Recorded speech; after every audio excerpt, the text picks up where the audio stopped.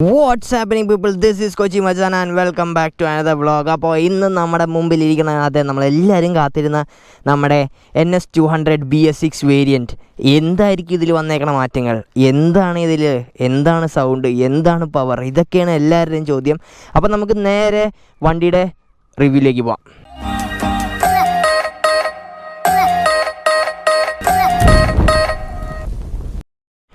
Yes, വണ്ടിയുടെ ലുക്സിന് ഒരു മാറ്റമില്ല. ഫ്രണ്ടിൽ നിന്നൊക്കെ സെയിം ലുക്ക് തന്നെയാണ്. അതേ ഒരു അഗ്രസീവ് ആയിട്ടുള്ളൊരു ഹെഡ് ലാമ്പ് വിത്ത് ഹാലജൻ ബൾബ് ഇൻഡിക്കേറ്റേഴ്സാണ് കൊടുത്തേക്കണം. ഫ്രണ്ടിൽ നിന്ന് കാണാം ടെലിസ്കോപ്പിക് സസ്പെൻഷനാണ്. അത് കൂടാണ്ട് നമ്മുടെ ഫ്രണ്ട് ഡിസ്ക് എന്ന് പറയുമ്പോഴത്തേക്കും 300mm disc with single channel ABS. ബാക്കിൽ നിങ്ങൾക്ക് സെൻസർ മാത്രമേ ഉള്ളൂ.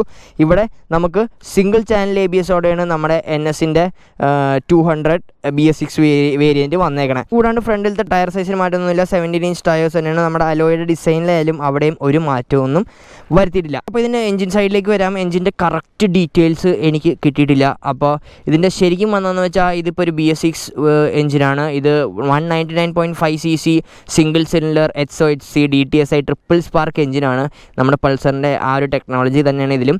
അപ്പോൾ അതിനൊരു മാറ്റമൊന്നുമില്ല. BS6 ആണ്. അപ്പോൾ ഫ്യൂൽ ഇഞ്ചക്ഷൻ ആയിട്ടുണ്ട്. നേരത്തെ കാർബായിരുന്നു, ഇപ്പോൾ ഫ്യൂൽ ഇഞ്ചക്ഷൻ ആയിട്ടുണ്ട്. അതിൻ്റെ ഗുണങ്ങൾ അതിൽ കാണുന്നുണ്ട് ശരിക്കും പറഞ്ഞാൽ.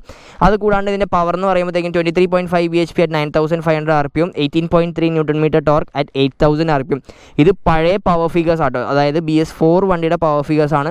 എനിക്ക് ചെറിയ ഒരു ഡ്രോപ്പ് ഫീൽ ചെയ്തായിരുന്നു. അത് ഞാൻ ഓടിക്കുമ്പോൾ ബാക്കി പറഞ്ഞുതരാം. അപ്പോൾ നിങ്ങൾക്ക് ഇവിടെ കാണാം ലിക്വിഡ് കൂൾഡാണ്. നമുക്ക് ഇവിടെ റേഡിയേറ്ററും കാര്യങ്ങളൊക്കെ ഉണ്ട്. ഇവിടെ ഒരു സാധനം വന്നേക്കുന്നുണ്ടോ, അതാണ് നമ്മുടെ BS6ൻ്റെ പുതിയ ഒരു കാറ്റ് കൺവേർട്ടർ. ഇത് കാരണം സംഭവിച്ചത് ഞാൻ കേൾപ്പിച്ചു തരാം നിങ്ങൾക്ക് എന്താണെന്ന്. ആ സാധനം വന്നുകൊണ്ട്. അപ്പോൾ നമുക്ക് ബാക്കിലേക്ക് പോകാം. ഇവിടെ ഒരു മാറ്റങ്ങളൊന്നുമില്ല, ഈ ഭാഗത്ത് ഒരു മാറ്റങ്ങളൊന്നുമില്ല. ഈ സൈഡിൽ നമുക്ക് നോക്കാം. ബാക്കിൽ 230mm ഡിസ്ക് തന്നെയാണ് കൊടുത്തേക്കണേ. അപ്പോൾ അതിനും മാറ്റമൊന്നുമില്ല. ബാക്കിലത്തെ ടയർ സൈസും 17-inch തന്നെയാണ് ടയറും. നമ്മുടെ വെരി ഫേമസ് നമ്മുടെ NSൻ്റെ ടെയിൽ ടൈഡിക്ക് അതിമേ തന്നെ ഉണ്ട്. ഒരു റിയർ ഹഗ്ഗറും കൊടുത്തിട്ടുണ്ട്. അതിനും മാറ്റമൊന്നുമില്ല. ഇപ്പുറത്തെ സൈഡിലേക്ക് നോക്കാൻ പോയാൽ സാരി ഗാർഡ്, ഒരു ചെറിയ സാരി ഗാർഡ്, നല്ല വൃത്തിയുള്ളൊരു സാരി ഗാർഡാണ്. സാരി ഗാർഡിന് വലിയ കുഴപ്പമൊന്നുമില്ല. ബാക്കിലത്തെ സസ്പെൻഷൻ മോണോഷോക്ക് സസ്പെൻഷനാണ്. അതും നമുക്ക് പ്രീലോഡ് അഡ്ജസ്റ്റ് ചെയ്യാൻ പറ്റിയ ഒരു മോണോഷോക്ക് സസ്പെൻഷനാണ് ബാക്കിലും കൊടുത്തേക്കണേ. പിന്നെ ഇതിപ്പോൾ BS6 വണ്ടി ആയതുകൊണ്ട് നമുക്ക് സ്റ്റാൻഡ് ഇട്ട് ഗിയറിലിടുമ്പോഴത്തേക്കും വണ്ടി ഓഫ് ആവും. അതായത് സ്റ്റാൻഡ് ഇട്ട് നമുക്ക് വണ്ടി ഓടിക്കാൻ വണ്ടി അനുവദിക്കില്ല. വണ്ടി അപ്പം തന്നെ ഓഫായി പോകും. അത് BS6 വന്നതിൻ്റെയാണ്. ഗിയർ ബോക്സ് നോക്കുമ്പോൾ 6-speed gear box with normal wet ക്ലച്ചാണ്. അതും അടിപൊളിയായിട്ടുണ്ട്, ഒന്നും പറയാനില്ല. ഗ്രൗണ്ട് ക്ലിയറൻസിനും വലിയ മാറ്റമൊന്നും വന്നിട്ടില്ല. നമുക്ക് അത്യാവശ്യം കുഴപ്പമില്ലാത്തൊരു ഗ്രൗണ്ട് ക്ലിയറൻസ് ആണ്. നമുക്ക് സിറ്റിയിലും കാര്യങ്ങളൊക്കെ ഓടിച്ചു കൊടുക്കാം. ആദ്യം ഇടിക്കാൻ പോണത് നമ്മുടെ അണ്ടർവെല്ലി എക്സോസ്റ്റ് ആയിരിക്കും ആദ്യം ഇടിക്കാൻ പോണേ. നമുക്ക് വണ്ടിമേ കയറിയിരിക്കുമ്പോൾ തന്നെ വണ്ടിയുടെ വെയിറ്റാണ് നമ്മുടെ മനസ്സിൽ വരാൻ പോണത്. 4 kg ആണ് വണ്ടിയുടെ വെയിറ്റ്. പിന്നെ നമുക്ക് സീറ്റ് ഹൈറ്റ് നോക്കാൻ പോയാൽ 805mm ആണ് സീറ്റ് ഹൈറ്റ്. എനിക്ക് ഓൾമോസ്റ്റ് ഫ്ലാറ്റ് ഫുട്ട് എന്ന് വേണേൽ പറയാം. ഫുൾ ഫ്ലാറ്റ് ഫുട്ടല്ല, ഞാൻ ബൂട്ടിട്ടിട്ടുണ്ട്. അപ്പോൾ ഓൾമോസ്റ്റ് ഫ്ലാറ്റ് ഫുട്ടാണ്. എനിക്ക് അങ്ങനെ വലിയ ബുദ്ധിമുട്ടൊന്നുമില്ല. വണ്ടി കൊണ്ട് നടക്കാനാണെങ്കിൽ നമുക്ക് അത്യാവശ്യം നല്ല രീതിയിൽ അങ്ങോട്ടും ഇങ്ങോട്ടും വണ്ടി ഉന്തി മാറ്റാം. അതിനും കുഴപ്പമൊന്നുമില്ല. നേരത്തെ തന്നെ സ്പ്ലിറ്റ് ഹാൻഡിൽ ബാർസൊക്കെയാണ്. നമുക്ക് അതും ഒരു മാറ്റമൊന്നുമില്ല. അടുത്ത മാറ്റം മീറ്ററിൽ. എന്താണ് മീറ്ററിൽ മാറ്റം? ഈ സാധനം കണ്ടോ, ഇതിപ്പോൾ FI ആണ്. അപ്പോൾ നമുക്ക് ഇവിടെ എൻജിൻ വാർണിംഗ് ലാമ്പും കാര്യങ്ങളും ഉണ്ടാവും. ഓയിലിൻ്റെ വാർണിങ്ങും ടെമ്പറേച്ചറും കാര്യങ്ങളൊക്കെ നേരത്തെ ഓൾറെഡി ഉണ്ടായി. ഇവിടെ ഒരു എൻജിൻ വാർണിംഗ് ലാമ്പും കൂടെ വരും. അതുകൂടാണ്ട് ഇവിടെ RPM മീറ്റർ ഉണ്ട്. സെയിം അതും കാര്യമൊന്നുമില്ല. ഡിജിറ്റൽ മീറ്ററിലാണ്. ഇവിടെ സ്പീഡും ഓഡോമീറ്ററും ടൈമും ഫ്യൂലും ഇവിടെ ഡിജിറ്റലാണ്. ഇവിടെ RPM ലിമിറ്റ് ലൈറ്റും ഉണ്ട്. അപ്പോൾ ഇതൊക്കെയാണ് ഇതിൽ വന്നേക്കണേ മെയിൻ വ്യത്യാസങ്ങൾ. വേറെ വലിയ വ്യത്യാസങ്ങളൊന്നുമില്ല. ഹാൻഡിൽ ബാറും ഹാൻഡിൽ പൊസിഷൻ ആയാലും എല്ലാം സെയിം തന്നെയാണ്. ടാങ്ക് കപ്പാസിറ്റി എന്ന് പറയുമ്പോഴത്തേക്ക് ലിറ്റേഴ്സാണ് ടാങ്ക് കപ്പാസിറ്റി. കഴിഞ്ഞ വീഡിയോയിൽ ഞാൻ മൈലേജ് പറഞ്ഞപ്പോൾ കുറേ പേര് പറഞ്ഞു അത്രയും കിട്ടാറൊന്നുമില്ല. പക്ഷേ അത് കിട്ടുന്ന ആൾക്കാർ എന്നോട് പറഞ്ഞുകൊണ്ടാണ് ഞാൻ അങ്ങനെ പറഞ്ഞത്. ഇപ്രാവശ്യം നമുക്ക് എന്തായാലും 45, 50, 55 റേഞ്ചിൽ NS200 നിന്ന് നമുക്ക് മൈലേജ് പ്രതീക്ഷിക്കാം. കാര്യം ഇതൊരു BS6 ആണ്. അതുകൂടാണ്ട് ഇത് FI എഞ്ചിനും കൂടെയാണ്, കാർബല്ല FI എഞ്ചിനാണ്. അപ്പോൾ അതിൻ്റേതായിട്ടുള്ളൊരു വ്യത്യാസം നമുക്ക് ഈ വണ്ടിയിൽ നിന്ന് ഇനി മുതൽ പ്രതീക്ഷിക്കാം. അപ്പോൾ ഞാൻ ജസ്റ്റ് വണ്ടി ഒന്ന് സ്റ്റാർട്ട് ചെയ്ത് കേൾപ്പിക്കാം കേട്ടോ. എന്താണ് അതിൽ വന്നേക്കണ വ്യത്യാസം അത് നമുക്ക് സ്റ്റാർട്ട് ചെയ്യുമ്പോൾ അത്രയ്ക്ക് തോന്നില്ല. വണ്ടിയുടെ ആ ഒരു സൗണ്ട് ഞാൻ കേൾപ്പിച്ചു തരാം. കേൾക്കണ്ടോ?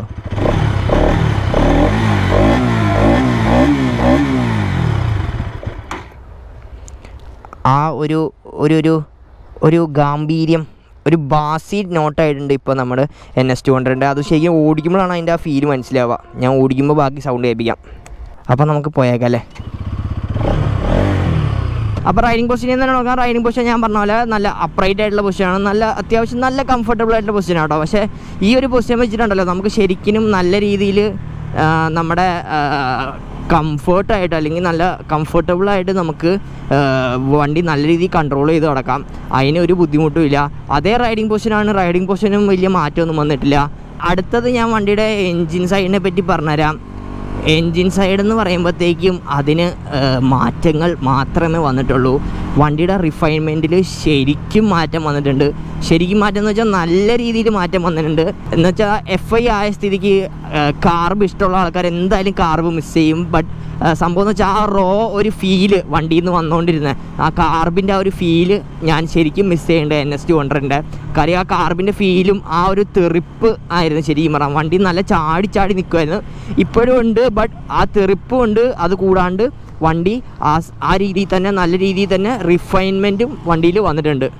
ഈ FI കാർബും തമ്മിലുള്ള ശരിക്കും ആ ഒരു വ്യത്യാസം നമുക്ക് NS-ന്ന് എനിക്ക് ഫീൽ ചെയ്യുന്നുണ്ട്.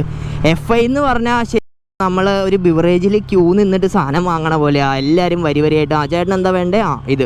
അപ്പോൾ അങ്ങനെ എല്ലാ സെൻസറിനോടും ചോദിച്ചിട്ട് ആണ് നമ്മുടെ ECU വണ്ടിയിലേക്ക് ഫ്യൂവൽ സപ്ലൈ ചെയ്യണേ.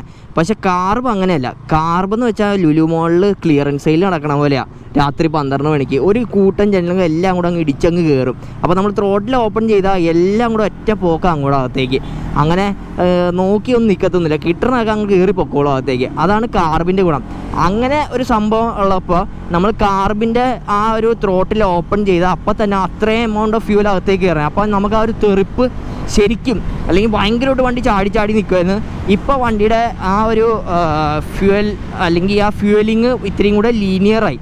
വണ്ടിയുടെ ആ ഒരു ക്യാരക്ടർ ഇത്രയും കൂടെ ലീനിയർ ക്യാരക്ടറായി പണ്ടത്തെ NS വെച്ച് നോക്കുവാണെങ്കിൽ. ബട്ട് നല്ല രീതിയിൽ റിഫൈൻമെൻറ്റ് വന്നിട്ടുണ്ട്. അത് കൂടാണ്ട് സൗണ്ടിനും നല്ല മാറ്റം വന്നിട്ടുണ്ട്.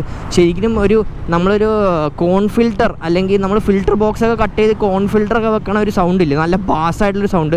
ഏകദേശം ആ സൗണ്ട് തന്നെയാണ് ഇപ്പോൾ NS-ന് നല്ല ഒരു 5000 RPM കഴിയുമ്പോഴത്തേക്കും നമുക്ക് NS-ന്ന് കേൾക്കാൻ പറ്റുന്ന ഒരു സൗണ്ട്. പിന്നെ വണ്ടിയുടെ മെനൂവറബിലിറ്റിക്ക് ഒന്നും ഒരു മാറ്റവും വന്നിട്ടില്ല. നമുക്ക് സിമ്പിളായിട്ട് ഏതൊരു ബ്ലോക്കിലും ഏതൊരു ട്രാഫിക്കിലൂടെയും നമുക്ക് വണ്ടി ഫിൽട്ടർ ചെയ്തുകൊണ്ട് നടക്കാം. അതിനൊന്നും ഒരു ബുദ്ധിമുട്ടുമില്ല, ഒരു കുഴപ്പവും ഈ വണ്ടി കാണിക്കില്ല. അതിനൊന്നും ഒരു മാറ്റവും വന്നിട്ടില്ല. പിന്നെ NS-ൻ്റെ ആ സെയിം തന്നെയാണ്. കുറച്ച് ഹയർ RPM-ലാണ് നമുക്ക് ആ പവർ ഔട്ട്പുട്ട് കിട്ടുന്നത്.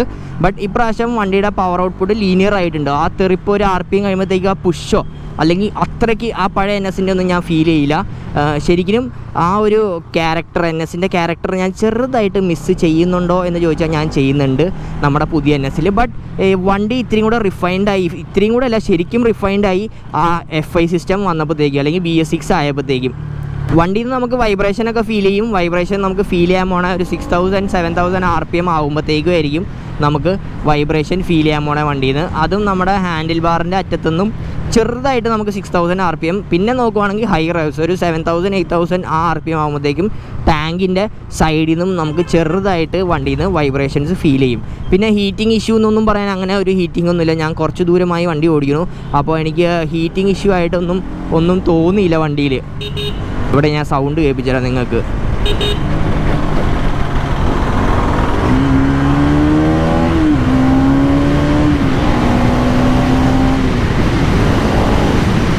കണ്ടോ, ശരിക്കും വണ്ടിയുടെ ആ ഒരു ബാസി നേച്ചർ വണ്ടിയിൽ ശരിക്കും നമുക്ക് ഫീൽ ചെയ്യുന്നുണ്ട്.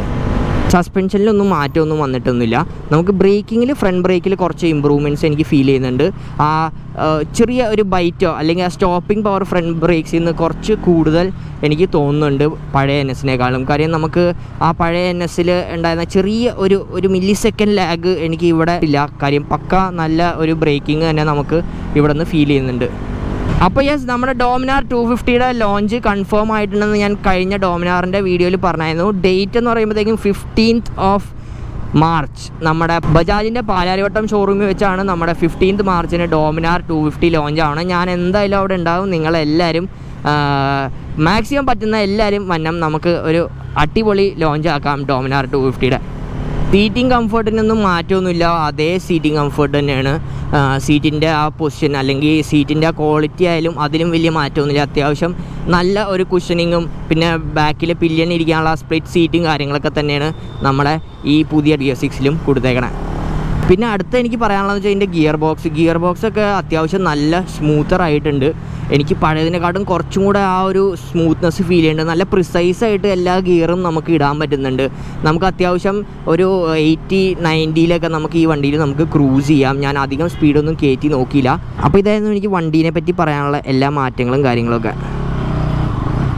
യെസ്, അപ്പോൾ അതായത് നമ്മുടെ NS200 ടെസ്റ്റ് റൈഡ് വീഡിയോ എനിക്ക് വണ്ടി കിട്ടിയത് നമ്മുടെ എളംകുളത്തുള്ള ബജാജിൻ്റെ ഷോറൂമാണ്. നിങ്ങൾക്ക് ഞാൻ ഡോമിനാർ ഇവിടെ തന്നെ ചെയ്ത്.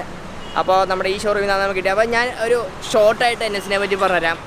മച്ച് റിഫൈൻഡായി, മച്ച് സ്മൂത്തറായി, പക്ഷേ പവറിൽ കുറച്ച് നമുക്ക് ഒരു വേരിയേഷൻ തോന്നും. ഭയങ്കര ലീനിയറായി, പണ്ടത്തെ ആ ഒരു കാർബിൻ്റെ ആ ഒരു ഫീൽ നമുക്ക് കിട്ടണല്ലോ. ഗിയർ ബോക്സും ക്ലച്ചും കാര്യങ്ങളും എല്ലാം നല്ല സ്മൂത്താണ്, അതിനൊരു മാറ്റമില്ല. റൈഡിങ് പൊസിഷനും നല്ല അടിപൊളിയായിട്ട് നമുക്ക് വണ്ടി കൊണ്ടുനടക്കാം. ഞാൻ ഡിസപ്പോയിൻറ്റഡ് ആയിട്ടുള്ളത് ആ NS200 പഴയ ആ ഒരു ക്യാരക്ടർ ഞാൻ മിസ് ചെയ്യുന്നുണ്ട്. അത് കൂടാണ്ട് നമുക്ക് ഡുവൽ ചാനൽ ABSും കൂടെ ആക്കായിരുന്നു എന്നാണ് എൻ്റെ ഒരു ഡിസപ്പോയിൻമെൻറ്റ് ആ വണ്ടിയിൽ നിന്ന്. ബാക്കി എല്ലാ കാര്യത്തിലും നല്ല അടിപൊളി വണ്ടിയാണ്. വണ്ടിയുടെ റേറ്റ് എന്ന് പറയുമ്പോഴത്തേക്കും 1,58,000 രൂപ, 1,58,000 ആണ് പുതിയ NS BS6 ഓൺറോഡ് പ്രൈസ്.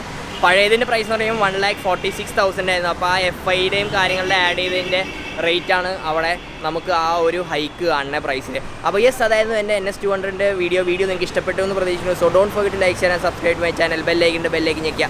അടുത്ത വീഡിയോ വരുമ്പോൾ ബെല്ലിങ്ങൾ അറിയുന്നതായിരിക്കും. സൈൻ ഓഫ് ചെയ്യണം. മറ്റാരുമല്ല, നിങ്ങൾ സ്വന്തം കൊച്ചി മച്ചാൻ. By.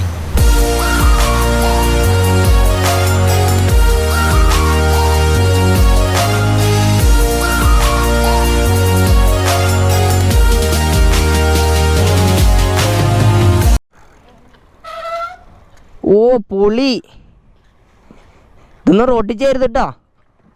Oh that's a G-Wagon, red colour G63 AMG. That പൊളി സാധനം.